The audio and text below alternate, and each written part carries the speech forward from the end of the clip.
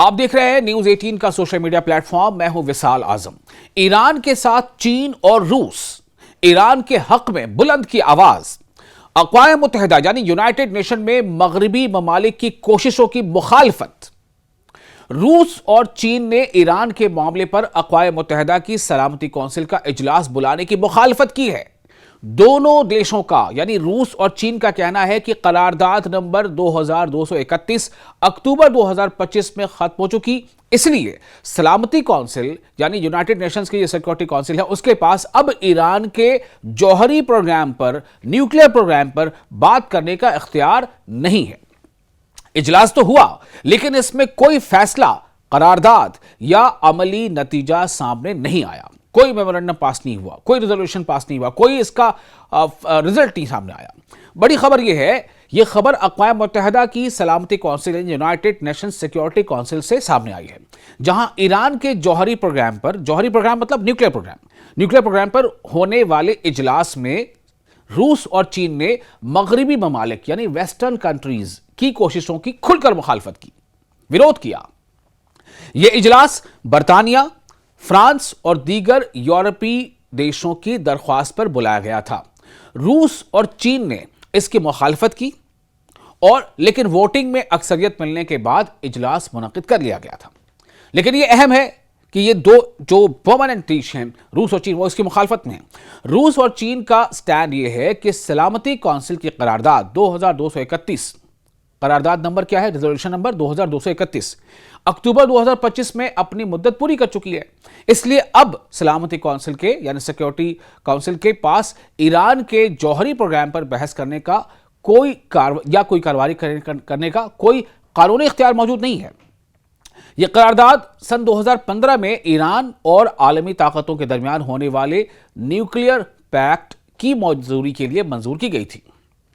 रूस की नुमाइंदा आना एवस्टिंगवा ने इजलास में पहले कहा कि कुछ मुल्क सियासी मकासद के लिए ऐसे मामलात पर बार बार सेशन बुला रहे हैं जो अब सलामती कौंसिल यानी सिक्योरिटी कौंसिल के एजेंडे का हिस्सा ही नहीं रहे। उन्होंने यह भी कहा कि ईरान के खिलाफ पुराने पाबंदियों के निजाम को दोबारा नाफिज करने की कोशिशों की कोई कानूनी हैसियत नहीं है। वहीं चीन के नुमाइंदे, चीन के जो रिप्रेजेंटेटिव हैं सन ली ने भी रूस के मौक़िफ़ की हिमायत की। उनका कहना था कि जब करारदाद खत्म हो चुकी है यानी करारदाद वो एक्सपायर हो चुकी है, उसकी मुद्दत कार एक्सपायर हो चुकी है, तो इस मामले को बार बार सलामती कौंसिल में लाना मुज़ाकरात के माहौल को ख़राब करता है और रुकन ममालिक के दरमियान यानी मेंबर कंट्रीज़ के दरमियान इख्तलाफात को बढ़ाता है। दूसरी तरफ अमेरिका और उसके मगरबी इत्तेहादियों ने, वेस्टर्न कंट्रीज जो उनके अलाइज, उन्होंने इजलास में, इस सेशन में ईरान के जौहरी प्रोग्राम यानी न्यूक्लियर प्रोग्राम और दिफाई सलाहियतों यानी डिफेंस की जो कैपेबिलिटीज है उस पर एक बार फिर अपने तहफ़्फ़ुज़ात का इजहार किया, यानी एक रिजर्वेशन का कि ईरान जो है उसको ये नहीं करना चाहिए, उसको वो नहीं करना चाहिए। तमाम तवील बहस के बावजूद इजलास किसी भी फैसले, नई करारदाद या मुश्तरका एलामिया के बगैर खत्म हो गया।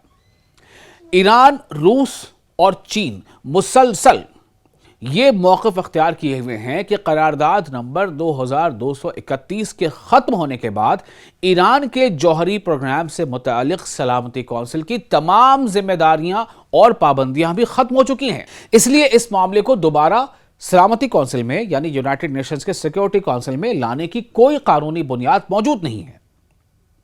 एक बार फिर आपको यह बता दें कि दरअसल पूरा मामला है क्या और अहम नुकात क्या हैं। पहला, रूस और चीन ने ईरान पर सलामती कौंसिल के इजलास की मुखालफत की। बड़ी बात है, ईरान के पक्ष में नजर आ रहे हैं रूस और चीन, और जो सच है, जो सच्चाई है जिसे वेस्टर्न कंट्रीज किनारे रख करके आगे बढ़ना चाहती हैं, वो उसे बार बार सामने ला रहे हैं, उसे आईना दिखा रहे हैं। दूसरा अहम पहलू क्या है, दोनों का यानी रूस का भी और चीन का भी, दोनों का कहना है कि करारदाद नंबर 2231 खत्म हो चुकी है, इसलिए सलामती कौंसिल के पास अब इस मामले पर इख्तियार नहीं है। देखिए, कोई भी रेजोल्यूशन जब पास होता है किसी भी असेंबली में या यूएन की असेंबली में या काउंसिल में, तो उसकी एक मुद्दत कार होती है कि ये टर्म्स एंड कंडीशन इस तारीख से लेकर के इस तारीख तक वो नाफिज रहेगी। जब वो मुद्दत कार खत्म हो चुकी है, उसका टाइम स्पैन खत्म हो चुका है, तो फिर आप उसे लागू नहीं कर सकते, या तो फिर आपको उसके लिए दोबारा फिर किसी रेजोल्यूशन को पास कराना पड़ेगा।